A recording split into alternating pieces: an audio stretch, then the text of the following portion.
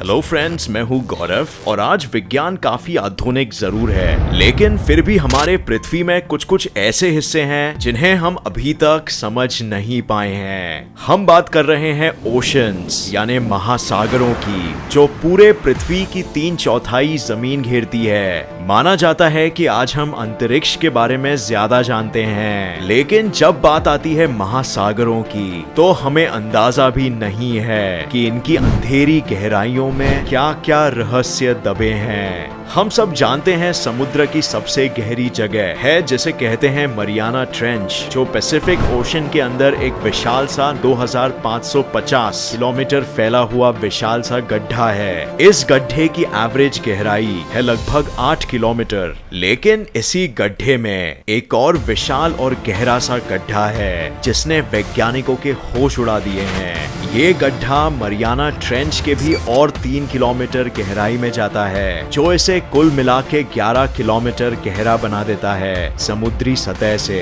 Comparison में even पृथ्वी पर सबसे ऊंची चीज माउंट एवरेस्ट की भी ऊंचाई है बस 8.8 किलोमीटर, यानी अगर इसे पूरी तरह से डुबा भी डाले फिर भी ये गड्ढा 2 किलोमीटर से भी ज्यादा गहरा रहेगा। इस गड्ढे के होने की खोज 1842 में British royal navy HMS challenger ने सबसे पहले की थी और इसी वजह से इसका नाम चैलेंजर डीप रखा गया। तब से लेकर 23 जनवरी 1960 तक इस गड्ढे ने वैज्ञानिकों को चैन से बैठने नहीं दिया। आप भी इमेजिन कर सकते हो इतना गहरा गड्ढा, न जाने यहाँ किस किस किस्म के जीव होंगे, लेकिन इन्हें खोज कर पाना ऐसी जगह में कोई आसान काम नहीं है। पर 1960 में लेफ्टिनेंट डॉन वॉल्श और जैक पिकर्ड ने यही करने का साहस दिखाया और एक अंडरग्राउंड सबमर्सिबल में इस गहराई में जीवों की तलाश पे निकल चले। 5 घंटे लगातार अपने सबमर्सिबल में नीचे का सफर करने के बाद वो आखिर नीचे पहुंचे और जैसे आप कल्पना कर सकते हो वहां एकदम अंधेरा था। ये दो रिसर्चर्स अपनी तहकीकात में लग गए और नीचे इन्हें इतने विचित्र प्रजातियों के जीव दिखे जिसने ये निश्चित कर दिया कि समुद्र के 11 किलोमीटर नीचे भी जीवन है, और वो भी सतह से बिल्कुल विचित्र। पर ये मेन बात नहीं थी। जैक पिकर्ड की ऑब्जर्वेशन डायरी में लिखा पाया गया कि जब वो नीचे थे तो वो कुछ बहुत ही अजीब सी चीज के गवाह बने। उनके ऑब्जर्वेशन पोर्ट होल से देखी गई एक विशाल सी विचित्र चीज जो उनका पीछा कर रही थी, लेकिन कुछ समय पीछा करने के बाद वो वहां से अपने आप ही निकल गई। वो दोनों बहुत ही घबराए हुए थे, क्योंकि अगर वो विशाल सी चीज गलती से भी उनसे टकरा जाती और उनका बैथिस्केप टूट जाता तो समुद्र के 11 किलोमीटर अंधेरी गहराई में, जहां प्रेशर सतह से 1000 गुना ज्यादा है, उनका टिकना नामुमकिन हो जाता। और वैसे ये रिसर्चर्स का क्रू ट्रेंच के अंडरग्राउंड पहाड़ों से भी दूर था, फ्लैट चट्टानी जगह पर था, तो ये तो निश्चित था कि इतनी विशाल चीज कोई अनदेखा या अनडिस्कवर्ड जीव ही हो सकता था। फिर 1985 में जब एक और एक्सपेरिमेंट किया गया और एक टेस्ट व्हीकल को 11 किलोमीटर नीचे भेजा गया। वो एक्सपेरिमेंट व्हीकल को लोहे के स्ट्रिंग से बांधा गया था ताकि उस पर रिसर्चर्स की पकड़ मजबूत रहे। पर जैसे ही वो नीचे 11 किलोमीटर की गहराई में पहुंचा, कुछ ही पलों में रिसर्चर्स को ऐसा महसूस होने लगा कि कोई वो व्हीकल को नीचे से दबोच कर अपनी तरफ खींच रहा है, और वो खिंचाव बहुत ही शक्तिशाली था। और रिसर्चर्स ने उस व्हीकल को वापस ऊपर खींचने की भी कोशिश की, लेकिन वो जगह से हिलता ही नहीं। कुछ घंटे बाद ये खींचातानी खत्म हुई और वो व्हीकल को रिसर्चर्स कामयाबी से ऊपर ला पाए, लेकिन जब उन्होंने उस व्हीकल की हालत देखी तो वो दंग रह गए।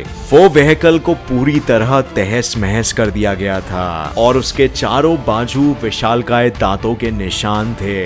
देख के ही पता चल रहा था कि इसे किसी विशाल से जीव ने खाने की कोशिश की थी। कुछ स्टील के केबल्स भी टूटे हुए पाए गए, जिसने ये साफ इशारा किया कि ये जीव बहुत ही शक्तिशाली था। फिर दांतों के आकार और शक्ति को मापने के बाद पता चला कि समुद्र के 11 किलोमीटर नीचे, जहां 99% प्रजातियां 1 सेकंड भी टिक नहीं पाएंगी, दुनिया के 2 प्राचीन प्रीहिस्टोरिक जीवों में से एक का छुपा होना संभव था, जिन्हें हम 15 लाख साल पहले ही विलुप्त समझ बैठे थे।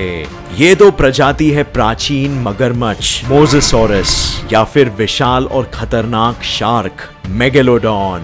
ये दोनों जीव बहुत ही खतरनाक और विशाल रहे हैं, आज के ग्रेट व्हाइट शार्क से एटलीस्ट 3 से 4 गुना और करीब 50 गुना ज्यादा शक्तिशाली भी। पर क्या ये सच में जिंदा है? साइंटिस्ट इस प्रश्न का जवाब पूरे यकीन से नहीं दे सकते, क्योंकि ये जीव को दोबारा कभी नहीं देखा गया और इतने विशाल जीवों का पानी के 11 किलोमीटर अंदर हो पाना वैज्ञानिक दृष्टिकोण से संभव नहीं है। वो उतने प्रेशर का सामना नहीं कर पाएंगे और छोटे जीवों को खाकर जिंदा भी नहीं रह पाएंगे। लेकिन ये भी हो सकता है कि वो जीव वहां भटक गया था या ऐसे ही कुछ पलों के लिए सैर करने आया था। ये रहस्य अभी के लिए फाइलों में दबा दिया गया है। असल सच्चाई जानने के लिए हमें कुछ साल और रुकना पड़ेगा। पर यही सिर्फ ऐसा रहस्य नहीं है जो साइंटिस्ट को परेशान कर रहा है। इनफैक्ट ये तो फिर भी संभव है। पर जो घटना 1977 में हुई थी पैसिफिक ओशन में, उसने तो वैज्ञानिकों के होश ही उड़ा दिए थे। NOAA यानी national oceanic and atmospheric administration ने समुद्र के नीचे से आती हुई एक ऐसी आवाज की फ्रीक्वेंसी रिकॉर्ड की थी जो किसी जीव की आवाज लग रही थी, लेकिन ये आवाज कोई आम जीव की नहीं थी। ऑलमोस्ट 6000 किलोमीटर दूर तक ये आवाज की फ्रीक्वेंसी सफर करके अंडर वाटर माइक्रोफोन्स तक पहुंची थी, जिसे यकीन कर पाना ही मुश्किल था। ये आवाज कुछ इस तरह से सुनाई दी। अब दुनिया का सबसे बड़ा जानवर ब्लू व्हेल की आवाज की फ्रीक्वेंसी हम सिर्फ 1500 किलोमीटर दूर तक ही सुन सकते हैं। बट ये जीव की आवाज क्योंकि इतने दूर तक का सफर करके आई थी, तो इससे ये अनुमान लगाया गया कि ये जीव एटलीस्ट आकार में ब्लू व्हेल से भी 5 गुना ज्यादा विशाल होगा। अब आप लोगों का तो पता नहीं, बट ये सुनकर ही होश उड़ जाते हैं। कंपैरिजन के तौर पर ये है हम इंसान और ये है द ब्लू व्हेल, 100 फीट लंबी और 200 टन वजन में। अब इससे भी 5 गुना ज्यादा विशालकाय कोई जीव अगर हो तो वो कुछ ऐसा दिखेगा। सोचकर ही अजीब लगता है, राइट? ये आकार में बिल्कुल कोई सी मॉन्स्टर जैसे क्रैकन या लेवाइथन जैसा लगता है। पर 2012 में साइंटिस्ट ने एक्चुअली ये बयान दिया कि ऐसी फ्रीक्वेंसीज की आवाजें आइसबर्ग्स के टूटकर पानी में गिरने से भी उत्पन्न हो सकती है। पर क्या उस घटना की यही सच्चाई थी? मुझे तो नहीं पता, आपको क्या लगता है? वैसे हम आज तक हमारे महासागरों की सिर्फ 5% ही खोज कर पाए हैं, बाकी का 95% बिल्कुल अनडिस्कवर्ड है। साइंटिस्ट का मानना है कि आज हम बस 14% समुद्री प्रजातियों से ही वाकिफ है और बाकी के प्रजाति इस विशाल से गीली चादर के अंदर अब तक एक रहस्य है। तो आपकी क्या राय है इस विषय में? क्या आपको लगता है कि समुद्र में ब्लू व्हेल से भी कई गुना विशाल जीव मौजूद है? क्या धार्मिक ग्रंथों की बातें सच है? कमेंट जरूर करना नीचे, हम जानना चाहेंगे। अगर आपको ये वीडियो पसंद आया तो इसे लाइक और शेयर करना मत भूलिए और ऐसे ही साइंस वीडियोस के लिए इस चैनल को सब्सक्राइब करके नोटिफिकेशन बेल ऑन करना मत भूलिए। और मैं आपको नेक्स्ट वीडियो में मिलूंगा ऐसे ही किसी इंफॉर्मेटिव वीडियो के साथ। तब तक के लिए देखते रहिए और सीखते रहिए। जय हिंद।